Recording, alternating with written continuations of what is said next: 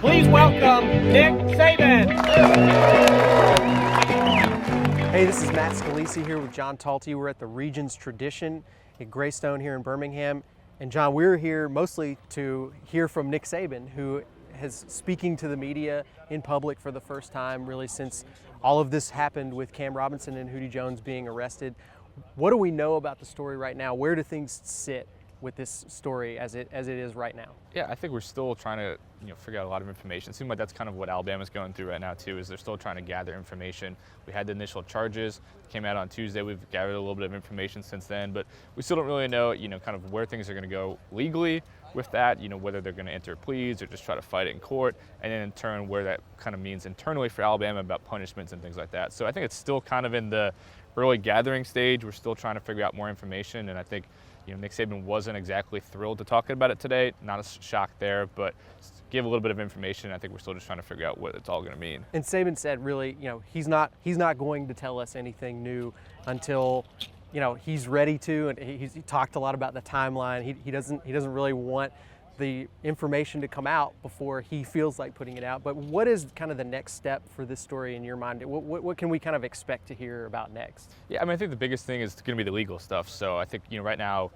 I'm sure they either have or are about to, acquire defense attorneys and kind of figure out what their legal strategy is. I would be shocked if this goes to trial. It just doesn't seem like that's what this case is going to be like. But I think we have to figure out, if it does go that way, it's going to stretch out a long time. I think a plea is probably more likely, or the charges dropped. We'll see what happens there. But I think that's the first kind of big step that has to fall. And then from there, we'll see what Alabama wants to do with those two guys. So obviously a bad story for Alabama to have to deal with, but this is not their first negative story they've had this offseason. We've also had Bo Davis leaving the program with some NCAA investigations surrounding that.